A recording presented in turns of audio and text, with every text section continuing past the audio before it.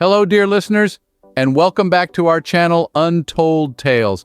Today, we bring you a story that will make your heart throb and your imagination run wild. It's a tale about courage, wit, and overcoming fears. A tale that takes us back to a time when life was simpler, yet filled with adventures and unexpected twists. We call this story The Fearless Journey, a Grimm tale. A tale of two brothers, as different as day and night, yet bound by the ties of blood and love. So sit back, relax, and let's dive into this timeless tale that begins in a quaint little village with a father and his two sons, one sharp as a tack, the other, well, not so much. As the story unfolds, we will follow their journey through trials and triumphs, through fear and courage, and through the undeniable power of family. So, without further ado, let's turn the page and start our journey. Welcome to The Fearless Journey, a Grimm tale. In a family resided a father and his two sons. The elder son was sharp-witted and astute, with an uncanny ability to handle any situation that came his way. The younger son, however, was quite the opposite, naive and simple-minded to a point where he could barely grasp basic concepts. Observers would often, "His father will surely bear the burden of his incompetence." Whenever a task needed doing, the elder son was invariably the one to step up to the plate. Yet when dusk fell, or when the stroke of midnight echoed through the night, and their father requested him to fetch something through the eerie churchyard or another chilling place, he would invariably reply, "Father, I cannot venture there, it sends a shiver down my spine." His fear was palpable. Around the hearth in the late evening, when spine-chilling tales were narrated, the listeners would often exclaim, "Oh, that gives me goosebumps." The younger son, tucked away in some corner, would listen with the others, utterly clueless as to what they meant. Everyone around him never stops exclaiming, "It makes my skin crawl! It makes my skin crawl!" However, nothing seems to make his skin crawl. It seemed to be an ability that eluded his grasp. One day, his father turned to him, addressing him directly. "Pay attention, you there in the shadows. You're growing up swiftly and robustly. It's high time you acquire a skill, something that will help you make a living. Look at your brother tirelessly working. But you're a different case altogether." "Father," he responded earnestly, "I do have the desire to learn. In fact, I wish to learn the art of feeling fear, how to get my skin to crawl. It's something I've yet to grasp." His elder brother chuckled at his words, thinking, "Oh heavens, what a fool my younger brother is. He'll amount to nothing in life. A tree's growth reflects how it was nurtured as a sapling." The father let out a sigh, answering him, "You may very well learn to feel fear, but remember, you can't put food on the table by just feeling scared." Chapter 3. Aghast at his child's folly, the father sought advice from the village sexton, pouring out his worries. His youngest son, he lamented, was a simpleton, always lagging behind in understanding the world around him. "Imagine," he exclaimed, "the lad wished to master the art of shuddering." The sexton, confident in his wisdom, offered to smooth the boy's rough edges and teach him this peculiar skill. The father, desperate for a solution, agreed, believing a good fright might stir some sense in his son. Thus the young lad joined the sexton, assuming the role of the bell ringer in their quaint church. A few evenings passed before the sexton hatched a plan. As the clock struck midnight, he roused the lad from his sleep, directing him to ascend the chilly tower and ring the bell. "Tonight," he muttered to himself, "the boy will learn the true meaning of fear." Unknown to the lad, the sexton stealthily positioned himself near the bell, cloaked in a sheet, appearing as a spectral figure. As the lad climbed the stairs, turned around, and was about to grasp the bell rope, he was met with an eerie sight. A white figure loomed in the tower's darkness. With a firm voice, he called out, demanding the figure to identify itself. The figure, however, remained still, refusing to or move. Growing impatient and unnerved, the boy called out again, threatening to banish the specter from the tower. Yet the sexton stayed motionless, hoping to convince the boy of his ghostly guise. Unfazed, the boy cried out one final time before charging towards the ghost, pushing it down the stairs. The figure tumbled 10 steps before coming to a halt. With the phantom out of sight, the boy rang the bell, echoing in the night. He returned home, slipping into bed without a word, surrendering to a peaceful sleep. Chapter 4. The unintended descent. In the quiet, mysterious twilight, the sexton's wife endures an agonizing wait. Her husband, vanished into the shadows of the tower, does not return. Anxiety morphs into fear, leading her to rouse the young lad, demanding answers. "My husband ascended the tower before you. Have you seen him?" The boy, wide-eyed and innocent, answers, "There was a figure lurking by the sound hole on the opposite side of the stairs. He ignored my calls and wouldn't leave. Believing him to be a thief, I dealt with him the only way I could and sent him tumbling down the stairs. If your husband was the figure, I regret my actions." In a flurry of panic, the wife discovers her husband lying helpless and groaning in pain in a forgotten corner, his leg distorted unnaturally. After getting him to safety, she lets loose a wrathful cry and storms to the boy's father. "Your son, the bringer of calamity, has caused my husband a grievous injury. He needs to be banished this place." Shocked and distressed, the father confronts his son. "What have you done, boy? The devil himself must have possessed you." The boy defends his innocence. "I meant no harm, father. The figure in the shadows seemed to bear ill will. I warned him, but he remained silent and ominous." Disappointment furrows the father's brow. "I've had enough. I no longer wish to see your face," he finally says. "Yes, father, I'll leave at dawn. Perhaps I'll learn to fear, learn a skill that ensures my survival." The father retorts, "Learn whatever you wish. Take these 50 tailors and venture into the world unknown, but never reveal your origins or your lineage, for I am filled with shame." The boy solemnly agrees. "Yes, father, your wish is my command. I shall remember this always." And thus, as dawn greets the horizon, the boy, with 50 tailors weighing his pocket, steps onto the main road, whispering a peculiar mantra. "If only I could learn to shudder. If only I could learn to shudder." Chapter 5: The Midnight Encounter. A stranger approached the young man, overhearing the peculiar monologue he was having with himself. As they ambled further, the ominous gallows came into view. "Behold," the stranger gestured, "the tree of eternity where 7 souls made their vows to the rope maiden and embarked on their journey to touch the sky. Rest beneath its shadow and wait for the veil of night to descend. Perhaps then you will learn the art of fear." Retorting with a smirk, the lad said, "If that's all there is to it, consider it done. If I master this fear by dawn, you owe me 50 tailors. Meet me here at sunrise." With that, he positioned himself under the gallows, patiently waiting for dusk to fall, his body yearning for warmth in the chilling air. Determined, he lit a fire, but a frosty midnight gust rendered his efforts futile, making the hanged figure sway eerily. Sympathetically, he mused, "Whilst I shiver here beside the warmth, those poor souls up there must be freezing." Overcome with mercy, he climbed the gallows, setting each man free, bringing all 7 down to share his fire. Yet they sat motionless, their attire catching flame. Frustrated, he warned, "Mind yourselves, or I'll return you to your previous state." The lifeless figures remained silent, letting their worn-out garments burn. Infuriated, he retorted, "If you don't care for your own lives, I can't help. I won't sacrifice myself for you." He then dutifully returned them to their original positions. Exhausted, he succumbed to sleep by his dwindling. As sunlight pierced the dawn, the stranger appeared, eager for his tailors. "So, did you learn to fear?" he asked. "No," the lad responded. "Where would I have learned such a thing? Those fellows up there didn't utter a word, so foolish they allowed their clothes to catch fire." Realizing tailors were not to be won that day, the stranger departed, exclaiming, "Never have I encountered such a peculiar boy." The lad, still engrossed in his quest, resumed his soliloquy. "If only I could experience fear, if only I could learn to shudder." In the meantime, a local farmer happened across the wandering lad and queried, "Who might you be, lad?" "I have no answer," the boy confessed. The farmer then asked, "Where were you born?" "I say, who sired you?" "I'm forbidden to disclose that." "Why do you constantly murmur to yourself?" "Ah," the lad confessed, "I yearn to feel the thrill of fear, but no one has been able to teach me."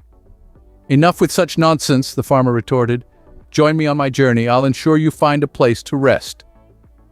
The boy followed the farmer, and by evening they arrived at a local tavern where they decided to lodge for the night. Upon stepping into the bustling room, the boy exclaimed loudly, "Oh, how I wish I could feel fear! Oh, how I wish!" The innkeeper, overhearing his plea, chuckled and offered, "If that's what you seek, you might find an opportunity here." "Hush now," his wife chided. "Too many curious souls have already met their untimely end. It would be a true tragedy if those captivating eyes were to never see the dawn again." Yet the boy persisted. "I wish to learn fear, no matter the cost. That is why I left my home."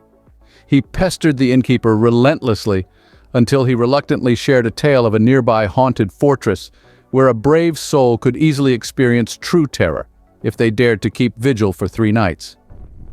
The local monarch had vowed that anyone who could accomplish this feat would be rewarded with his daughter's hand in marriage, a woman of unparalleled beauty. Additionally, the fortress was rumored to house vast wealth, protected by malevolent spirits. This wealth, once liberated, could lift any pauper into a life of luxury. Many had dared to venture into the fortress, but none had returned. The following dawn, the determined lad approached the king and declared, "With your permission, I wish to keep vigil for 3 nights in the haunted fortress." The king, intrigued by the boy's audacious request, granted him permission to carry 3 non-living items into the fortress. In response, the boy requested, "I wish for a fire, a turning lathe, and a woodcarver's bench equipped with a knife." The king for these items to be transported into the fortress during daylight. As twilight descended, the boy entered the fortress, kindled a roaring fire in one of the chambers, and placed the woodcarver's bench and knife beside it before settling at the lathe. "Oh, if only I could feel fear," he sighed, "but I doubt I will learn it here." In the deep of night, he resolved to invigorate his dwindling fire. As he bent to breathe life into the embers, an eerie wail emanated the darkness. "Oh, meow! We freeze!" "Imbeciles!" he bellowed. "Why lament? If you're cold, approach the fire and partake in its warmth." Upon his words, 2 towering ebony felines emerged from the shadows, landing on either side of him, their blazing eyes staring into his soul. After basking in the fire's warmth, they spoke. "Friend, would you fancy a round of cards?" "Surely," he retorted, "but present me your claws." As they extended their talons, he recoiled. "My, what long nails you possess! Allow me to trim them." With that, he took hold of their necks, positioning them on the woodcutter's table, immobilizing them in the vise. "I've taken a good look at your claws, and my interest in cards has dwindled," he stated, and with a swift stroke he ended their lives, tossing them into the nearby stream. Having dispatched the first 2 intruders, he was about to rekindle his fire when a horde of black cats and dogs, chained with red-hot iron, descended upon him from every nook and corner. They yelled and hissed, diving into his fire to extinguish it.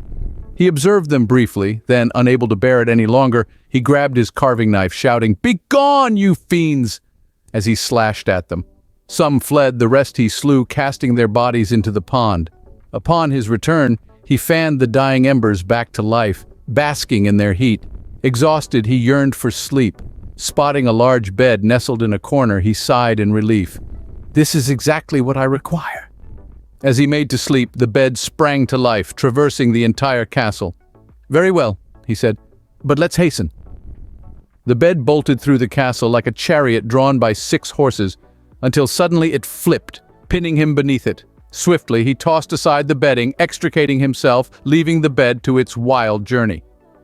He returned to his fire, his eyes heavy with sleep, and there he rested until dawn. In the morning, the king arrived, finding him sprawled on the floor. Assuming him to be dead, the king lamented, "Ashamed to lose such a fine young man." Hearing this, the boy rose, stating, "Thee is not yet nigh."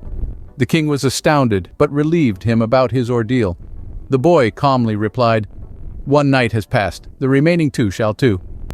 Upon his return to the inn, the innkeeper was taken aback. "I did not expect to see you alive. Did you learn to fear?" "No," he replied, "it's all been futile. If only someone could teach me." The following night, he found himself once again in the haunted castle, seated by the fire, repeating his mantra, "If only I could fear." As midnight neared, he heard a commotion. It started softly, then grew louder and louder. A moment of silence was broken by a loud shriek as half a man tumbled down the chimney. "Halt!" he exclaimed. "You're incomplete. Another half is due." The noise resumed, growing into a cacophony of roars and howls as the remaining half tumbled down. "Hold on," he said. "Let me stoke the fire to warm you up a bit." As he finished his task and surveyed the room once more, the two fragments had merged, and in their place sat a grotesque figure of a man. "That wasn't part of the bet," retorted the boy. "That seat is mine." The man attempted to force him off, but the boy stood his ground, forcefully pushing the man aside and reclaiming his spot. More men began to collapse them one by one. They carried with them 9 bones from deceased men and a pair of skulls, which they used to set up a morbid game of bowling. Intrigued, the boy asked, "May I join your game?" "Only if you have the means to pay," they replied. "I have enough," he assured, "although your bowling balls seem misshapen." He then took the skulls, placed them on a lathe, and rounded them out. "Now they'll roll more smoothly," he declared. What a thrilling game this will, he gambled with them, losing some of his cash. But when the clock hit midnight, everything vanished before his eyes. He reclined and drifted into a peaceful slumber. King arrived the next morning to inquire of the previous night's events. "How did it go?" he asked. I bowled," the boy responded, "and lost a few coins." "Did you shudder?" inquired the king. "Shudder? Not at all," he replied. "I had a blast. If only I knew how to shudder, though." On the third night, he sat on his bench again, despondently wishing to, "if only I could shudder." Late in the night, 6 burly men entered, carrying a coffin. Recognizing it, he exclaimed, "Ah, that must be my little cousin who passed away recently." He beckoned them closer. "Come, dear cousin, come." They placed the coffin on the ground. He approached it and lifted the lid, revealing a lifeless body inside. He touched the corpse's face and found it cold as ice. "Hold on," he said. "Let me put some warmth back into you." He warmed his own hand by the fire and then placed it on the deceased's face, but to no avail. He then lifted the body, sat by the fire, and tried to resuscitate it by massaging its arms, hoping to revive the blood circulation. In the 9th chapter, when his efforts bore no fruit, he pondered, "There is warmth when 2 individuals share a blanket." He then moved the lifeless body onto the bed, slid him underneath the covers, and lay beside him. After some time, the deceased too began to feel warm and showed signs of movement. The boy exclaimed, "Look here, dear cousin, I managed to warm you up, didn't I?" In a terrifying voice, the corpse shouted, "I will strangle you." Startled, the boy retorted, "Is that how you express gratitude? Back into your coffin you go." He lifted the body, tossed it into the coffin, and shut the lid tight. Soon after, 6 men arrived to take away the coffin. "I am yet to comprehend fear," he sighed. "It seems like I won't be learning it here in this—" Suddenly, a man of immense stature entered the room, looking rather frightening. He was an elderly man with a long, snowy beard. "You miserable creature!" he roared. "We'll soon grasp what fear is, as you are on the brink of death." The boy retorted, "Slow down. If I'm destined to die, I will be present." "Caught you," said the giant. "Hold on, don't be so smug. I am equally strong, if not more," responded the boy. "Let's put that to test," said the old man. He then guided him through shadowy corridors to a blacksmith's workshop, picked up and drove an anvil into the ground with a single strike. "I can surpass that," boasted the boy, marching towards the other anvil. As the old man watched, his white beard hung loose. The boy grabbed the axe and split the anvil in one hit, trapping the old man's beard in the split. "Got you now," said the boy. "It's your turn to meet death." He then picked up an iron bar and beat the old man until he pleaded for mercy, promising to reward him with immense wealth. The boy retrieved the axe and let him go. The old man guided him back to the castle and unveiled 3 chests full gold in a basement. He explained, "One chest is for the needy, the second for the king, and the third yours." As the clock struck 12, the spirit vanished, leaving the boy in the darkness. "I can navigate my way out," he muttered to himself. He found his way to the bedroom by feeling around, and dozed off by his fireplace. The following morning, the king arrived and inquired, "You must have mastered the art of fear by now." "No," he responded. "What is it?" "My deceased cousin visited. A bearded man showed me a vast fortune, but no one demonstrated how to fear." The king declared, "You have liberated the castle and are to wed my daughter." "That's great," responded the boy, "but I still don't know what fear feels like." Chapter 10. In the midst of their love. The gold found its rightful place, and the royal matrimony was commemorated. The young king's affection for his queen was unending, his joy infinite, yet despite his love and merriment, he was continually plagued by a peculiar desire echoing in his mind. I wish I could experience fear. I wish I could shudder. With time, this inexplicable longing began to upset his queen. Her loyal chambermaid, however, offered a solution, a teachable moment that she believed would supply the king with the fright he yearned for. A plan was conceived, with the bubbling brook that meandered through their splendid garden playing a crucial role. She collected a flurry of minnows in a bucket, their silvery bodies shimmering under the moonlight. The queen was tasked with a mission that night, to unravel this enigma that consumed her beloved king.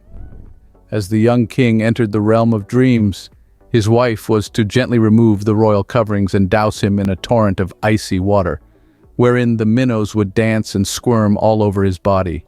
When the moment arrived, she executed the plan flawlessly, and in response he woke with a start, exclaiming in alarm, "What is this sensation that causes me to shudder? What could possibly be me shudder, my dear wife?" And in that chilled, damp moment, he finally understood the sensation of fear. He smiled at his wife and whispered, now I understand what it means to shudder." This marked the end of his mysterious yearning and the beginning of a new chapter in their royal lives. A voiceover. And so, dear listeners, we have arrived at the end of this fearless journey, a journey that began with a dim-witted son's challenge and culminated in a king's peculiar desire to experience fear, a desire that was satiated by the love and cleverness of his queen. This tale teaches us that courage, love, and understanding can overcome even the most unusual of challenges.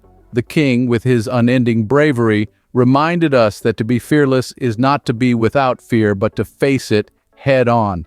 And the queen, with her unwavering love, showed us that no puzzle is too great to solve when you care for the one entangled in it. So as we close this tale, let us remember the lessons it has imparted. Let us strive to face our fears with courage, to love deeply, and to never shy away from the puzzles that life presents us. Good night, dear listeners. Until our next tale, keep your hearts brave, your spirits high, and remember, every challenge is but a new chapter in the captivating tale of your life.